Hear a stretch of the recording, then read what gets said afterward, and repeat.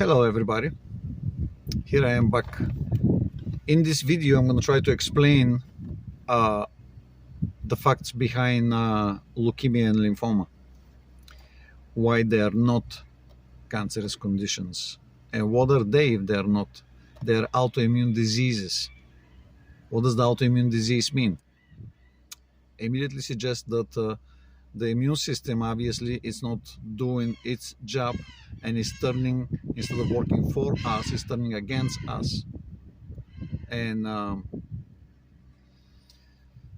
the only reason immune cells will not do their job the way our body designed is because of a wrong programming, because our body failed to program it properly.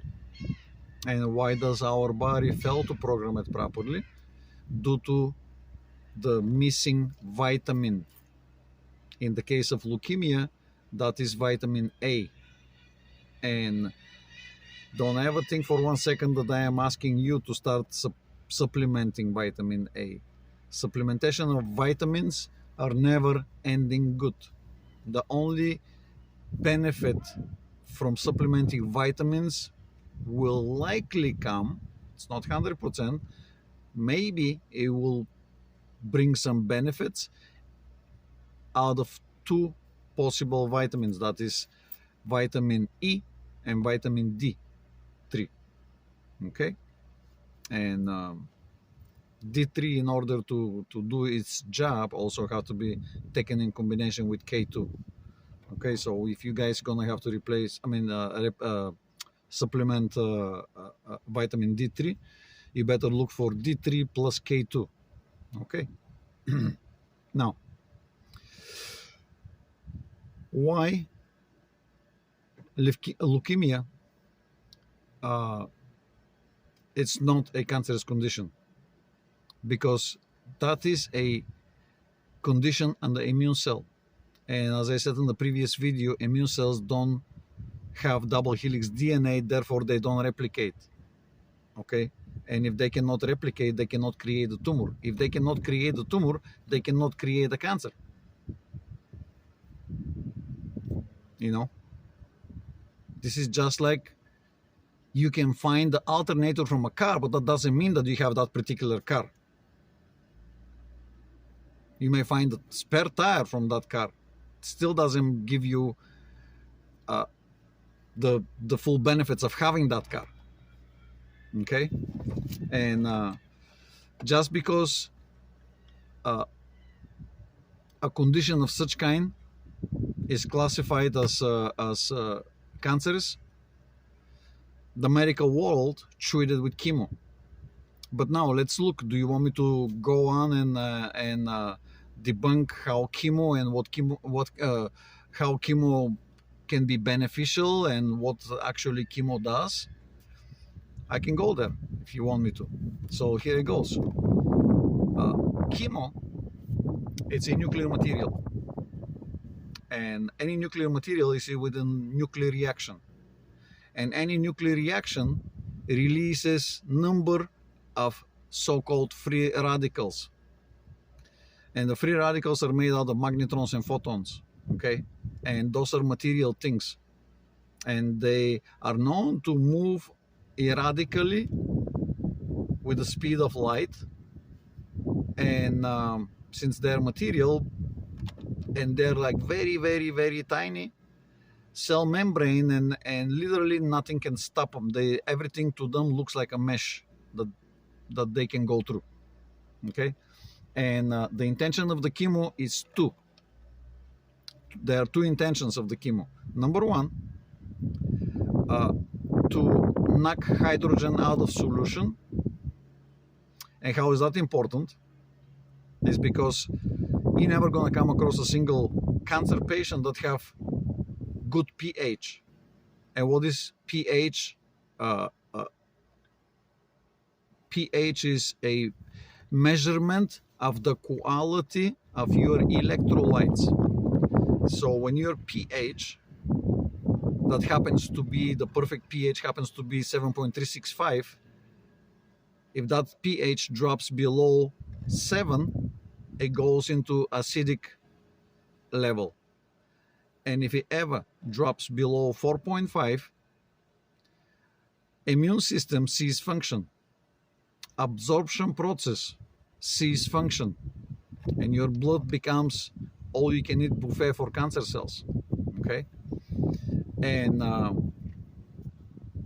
at that point the cancer cells begin to eat, and primarily they look for sugars. Why they look for sugars? Because when they process sugars, their mitochondria creates B vitamins that are essential for DNA, and the cancer cells are needing those vitamins because they need to replicate. And when you replicate, one important thing to make a successful replication is B vitamins that only come from processing sugars. That's exactly why cancer cells, many people have here, like, oh, cancer, feeds on sugar. Yeah, they feed on sugar. Why?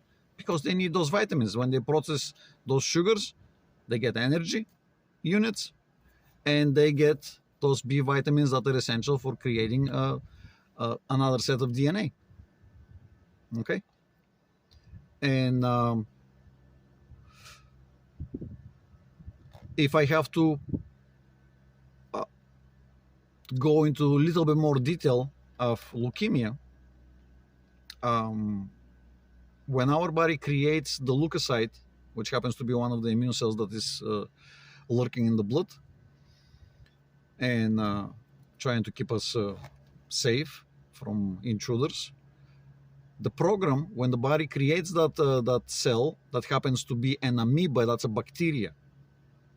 It is amoeba type of bacteria, and those type of bacteria, they have unpredictable way of behaving. So in order for our body to ensure their behavior, our body have to create an instructions, and that instructions is being created, I should say, or maybe structured on a form of RNA. And RNA, it never exists in a double helix. RNA is a single column, sort of like a DNA section, or I would name it as a gene. But now in this particular way, this gene looking like RNA that is supposed to be shoved into the immune cell before being released in the bloodstream, it's an instruction what it needs to do. And if I have to put a English word against every vitamin that is in that instructions, it will sound like this: go out there and kill every foreign cell. As the word foreign is an exchange of vitamin A. No vitamin A, that program sounds like a go out there and kill every cell.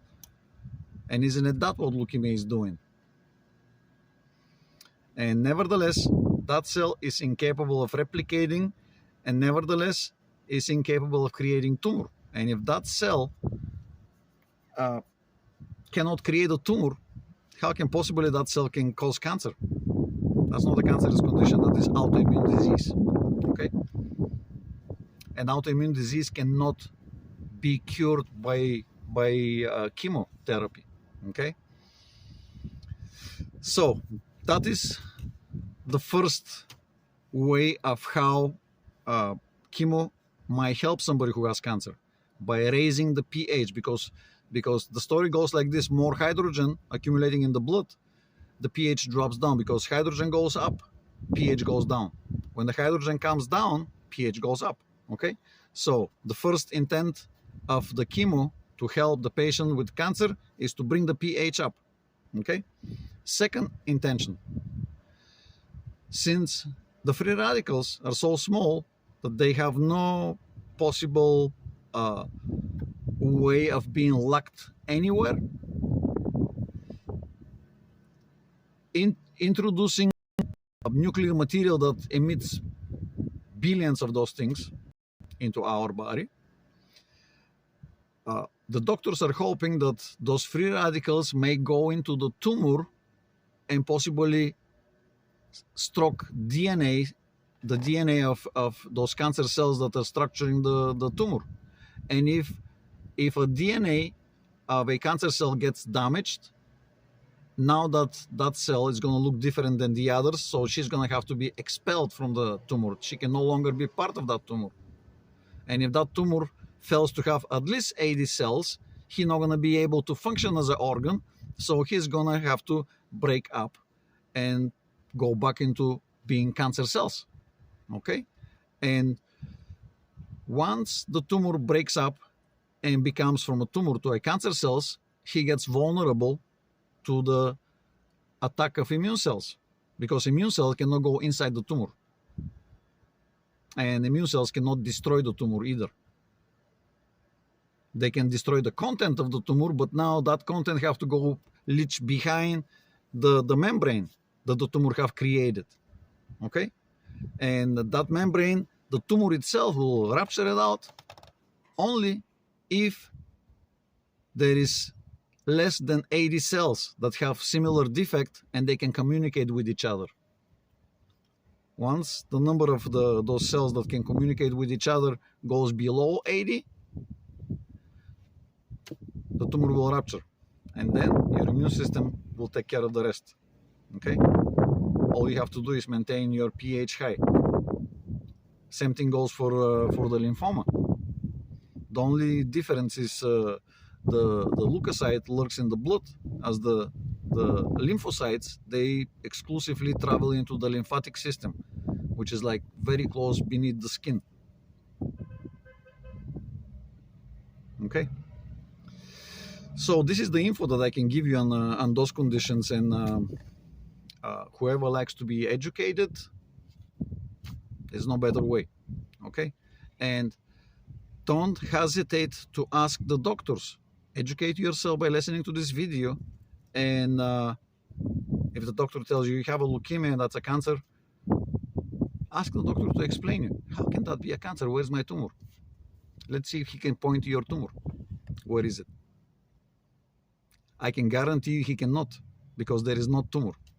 They cannot create a tumor. Tumor cannot be created by one cell. And how can tumor be created by a unicellular organism, which is called a unicellular organism is made out of one cell? Do you have organs that are made by one cell? No. We are complex organisms, and organs are made by multiple cells. So they're like complex structures. They're not unicellular structures. And immune cells can only remain on a unicellular structure. They're like unicellular organisms. That's it.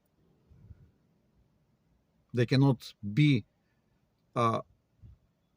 involved in a multicellular structure. Yeah, they can exist in a multicellular organism, but they will remain unicellular. And since they remain unicellular, they cannot create cancer. Okay? I hope that gave you guys a lot of clearance on a certain situation, and good luck. If you have any more questions, you can call me at 727-495-8975. I'll be happy to answer your questions if I can. I'm not in the mood to tell you, I'm not in the state to tell you that I know everything, but I know plenty. Okay?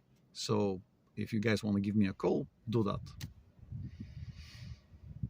If you guys want to ask your doctor using information that you obtain from this video, do that too also. Whatever makes your day. Okay? For now, bye.